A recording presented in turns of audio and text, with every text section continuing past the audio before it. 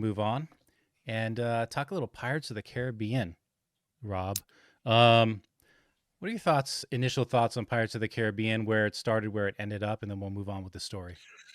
Well, you know what? When that movie first came out, I think everybody laughed at it. They were Mm-hmm. making fun of It's a ride. It's a it's ride yeah, it's movie. how do you make and Gore Verbinski came. I thought they killed that movie. Mm-hmm. I loved it. I thought it was great. It had great visual effects. I think Jerry Bruckheimer brought all of his producing prowess to the film. And then they made the second and third one kind of together, as a giant production. I didn't like the second one so much, but the third one has some of the most bonkers, fantastical imagery ever committed to film. Mm-hmm. And they really were pushing the boundaries of effects, ILM, putting the like the Davy Jones. Right. It was unbelievable. Groundbreaking. Totally groundbreaking and so much fun. And then it kind of, it got, like everything else, it got old. I think it got a little tired.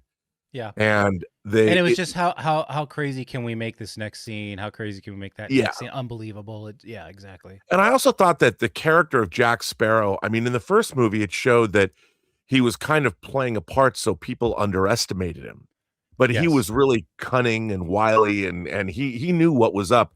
But then they just kind of made him goofy. Inspector Clouseau, just kind of fumbling through the scene. And I thought that really, it sort of, it hurt the franchise. And I think that the writing, it's always about writing.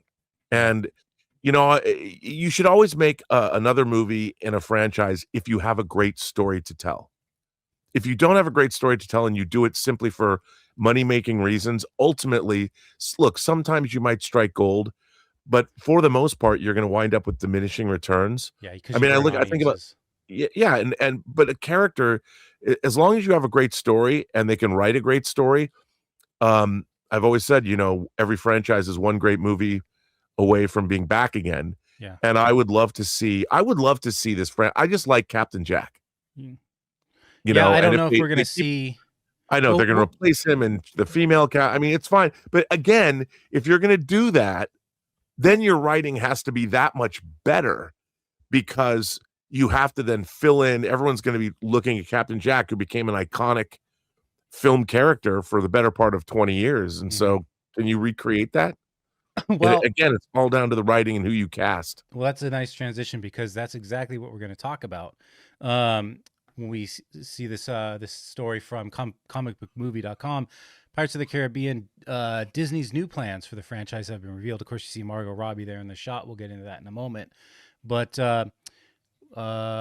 based on Disneyland's most iconic theme park rides, the 03 Curse of the Black Pearl remains a beloved, a fan favorite, much like what you said. Then the other entries were not as positively reviewed.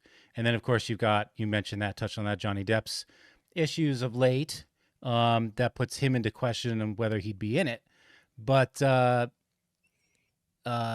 we do have a little bit of information here from the Insnider, Jeff Snyder, friend of the channel. He says the latest update comes our way from the Insnider, according to the site. This is interesting because you mentioned writing. 1917 Scribe, 2019's 1917. Scribe Christy Wilson Cairns, who also teamed with Taika Waititi on his unmade Star Wars movie, is in talks to write the script for the movie. That's just becoming a priority for Disney's new leadership. So, knowing that and knowing that writing is key, I loved 1917. No idea what she was doing with Taika Waititi. We haven't seen anything from that. Probably will never will. But you've got some possible new Scribe energy coming into here with Christy Wilson Cairns. What do you think about that? Again, I mean, 1917. The you're talking about the Sam Mendes film. Yeah. I thought that was a wonderful movie, and it was audacious from a production standpoint. Roger Deakins shot it amazing, so that gives me hope.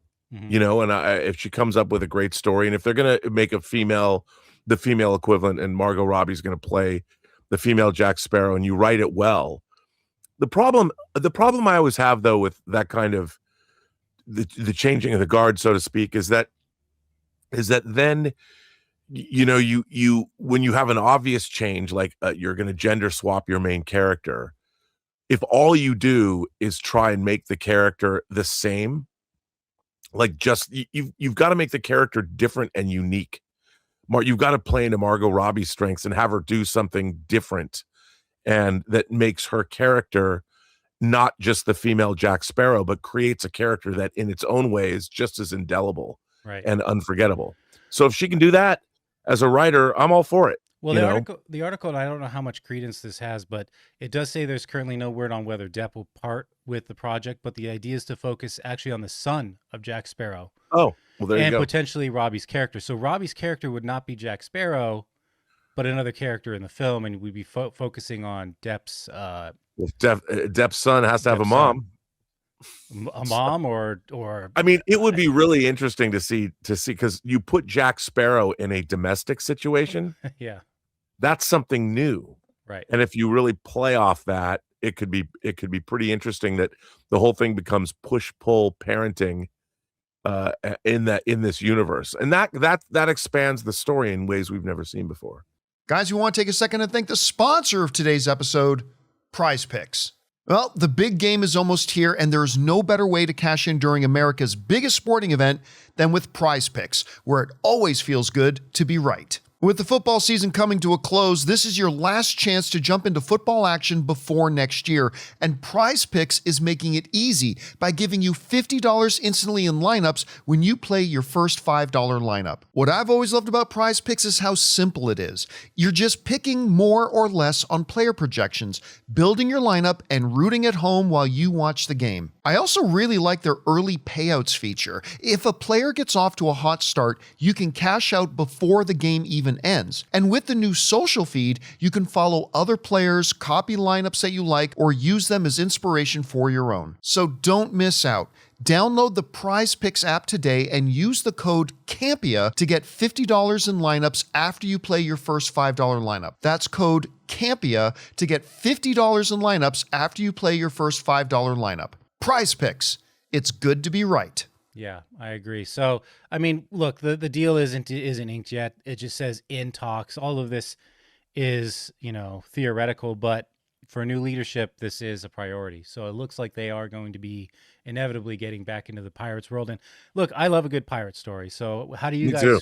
Yeah. So how do you guys feel? Jump in the comments. Let us know. Hey guys, thanks so much for watching this video. Make sure you like the video, leave a comment, and subscribe to our channel. And don't forget, we have a daily podcast called the John Campea Show podcast, available on Apple Podcasts, Spotify, or your favorite podcasting app of choice. Go and subscribe to it today so it'll be there when you need it.